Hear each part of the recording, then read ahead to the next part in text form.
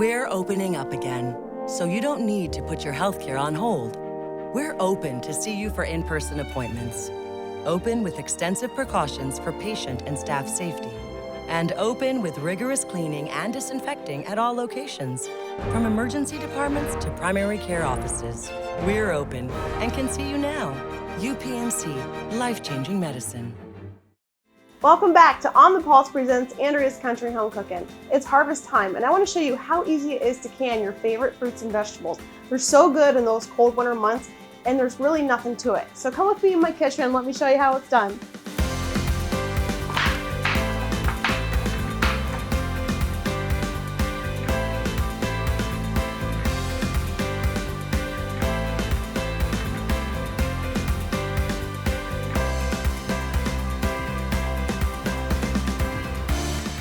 First thing that we're going to can today is going to be peaches, and peaches are so simple to do, it's crazy. The syrup is amazing and it's a piece of cake. All you're going to do, you're going to take 5 cups of water, you're going to put it in a large saucepan, and we're going to turn the heat up to like a medium high.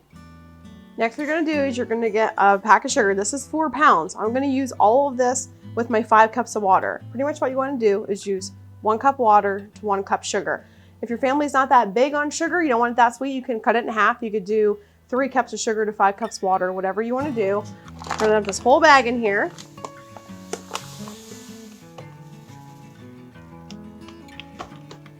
Give it a little stir, and we're gonna heat it up until our sugar is all liquefied. Okay.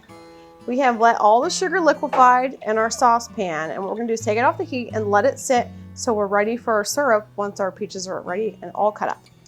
Next step to canning peaches is to buy the peaches. I want you to go to a local farmer's market and get them fresh. I mean, store ones are great, but get like a local, either farmer's market or farm that's close to you and get some great peaches. So what we're gonna do is we're gonna get all these peeled and ready to go for in our jars. I was always intrigued with canning, but I was never really taught. My mom did tomato sauce, and it was always amazing. It's like liquid gold. Everybody knows homemade tomato sauce is the best. But one day, back before my son was born, my grandparents asked if I could come over and help them with some peaches and some pears, and said, hey, like, we'll teach you the ropes of how to do things. You know, cutting fruit's one thing, but the canning process honestly really scared me. And I know it scares a lot of people because it's a lot of money and a lot of time that you're spending if it doesn't turn out right. So my gram taught me how to do the whole process. I watched her, and by the time our day was done, I was addicted to canning. I could not wait to try it myself. So this is for my grandparents, and for them teaching me each step to canning and how much I appreciate it, and what a treat this is over the winter months to have fresh peaches, fresh pears, fresh apples. You guys can do this, I promise. Step by step, we got this together. So we have 2 more peaches left to go, and then I'm going to show you the start of the canning process. I got some regular mouthful jars. I'm heating up about a cup of water. I'm gonna turn it on medium-high again, just to get the water nice and hot to soften up your lids. So we're gonna dump this box in here. They come with 12. We're probably not gonna need all 12, but I'm gonna need them for the peppers. We're gonna throw them all in there. So what I usually do is you take them, put them in, and then put some in upside down. That way they don't stick together. And we're just gonna bring our water to a quick boil, turn it off, and let it sit in hot water. That way the rubbers get nice and soft. You definitely don't wanna miss this step, or you're not gonna have canned peaches. I bought a fruit protector just because it's nice if you open them and you wanna leave them sit in the refrigerator after they're done. It just helps protect them so they don't get brown. So you're gonna use 6 tablespoons of water and 4 teaspoons of a fruit protector. Good stir, and we're gonna split this half and half. Half on the white peaches, half on the yellow peaches. When these cook, they will definitely like compact and they'll float to the top. So the more that you press in here, the better. Next, we're gonna fill our jars. We're gonna start putting our simple syrup right into our jar, real nice and easy, just till it almost reaches the rim. And we're gonna take our trusty little gadget to get bubbles out, stick it down in there. Now we're gonna wipe our jars down. I got a warm cloth with a little bit of soap, just because they get sticky from the simple syrup. Wipe it down as best you can. And then the most important part is take a paper towel. And you're gonna go around the rim of your jar. This is super important because if there's something on it, even like the littlest speck of something, it won't seal right. So get that good and clean. And then I have a magnetic bowl stick made again by Bowl Jar, or you could use a fork. You don't have to use a magnet. You're gonna pop the hot lid right on top. My grandma always taught me to push my finger down and twist it like so, and it's ready to go. We're gonna finish the rest of these and we're gonna get them going in our canner. I have my canner all ready. I have my jar holder, but I'm not going to use this today just because this only holds 7 and I have 9 jars. So I'm going to show you a trick that my grandma taught me. So grandma always taught me to put a towel on the bottom so that it doesn't get too hot and it'll crack your jars. So we're just going to start packing them in here. Nice and easy.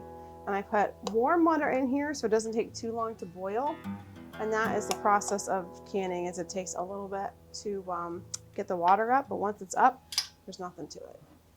Okay, another little trick that my grandma taught me is filler jars. I always have these ready down in my wine cellar, ready to go when I need them. I'm gonna need 2 fillers because I have 9 jars and I can fit a little bit more in here because you don't want your jars moving around and banging. And actually, I think 1 might do it. Let's try for 2 and see what it does. Nope. So we're just gonna stick with 1. You'll know because the way it feels, it's gonna feel nice and tight. You don't want them banging around in the hot for them to break. I had that happen to me when I first started canning, and it's okay, don't freak out. You're just gonna get peaches that float to the top. You can deal with it when they're done and ready. But I think these are ready to go. We're gonna turn the heat on high, put the lid on, and wait for it to start to boil. Okay, all right. So for our next canning recipe, we are gonna do some banana peppers, and we're gonna do some jalapenos. And you can pick whatever kind of peppers you want, make it your own. Get as many as you want, get as little as you want. This recipe is pretty easy to follow. I got 2 quarts of banana peppers and like, I think 2 pints of jalapenos. So let's get our peppers chopped up and I can show you how this is done. We're gonna start cutting our jalapenos next, but you make sure that you use rubber gloves. It's really important for jalapenos. They get really, really hot, and if you touch your face, your nose, your eyes is really, really gonna burn. So it's so important to wear rubber gloves when you cut jalapenos, especially this amount. If you want to take the membranes out of them, you can. It's completely up to you and the spiciness that you like. I'm going to get these cut up and I'm going to leave some of the membranes in there because my husband likes it a little spicy. So we are making oiled peppers and oiled jalapenos. Let me show you what to add to your jars.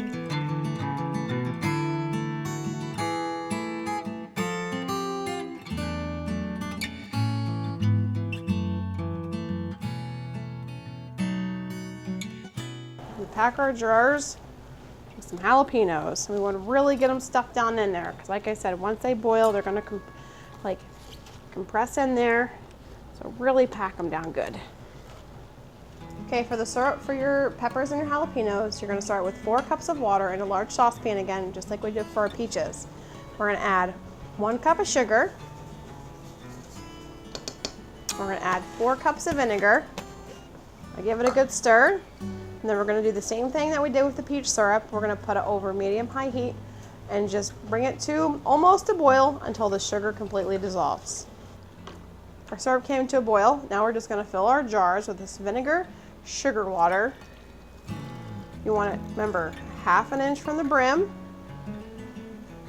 And do this to all the jars, and all that oil and seasoning and stuff on the bottom, when they start to boil in your canner, it's going to mix all through. It's going to be awesome. So as the peaches, you're going to do the same for the jalapenos. We're going to get the jars good and wiped off, ready for our lids to go on. You don't want any speck of any kind of seasoning or anything on it, or your lid's just not going to seal. Just get it good and wiped. Jalapenos are nice because you don't get much air bubbles because there's holes through them. But if you want to stick something down for air bubbles, go ahead and go for it. And they are about ready for their lids to go on.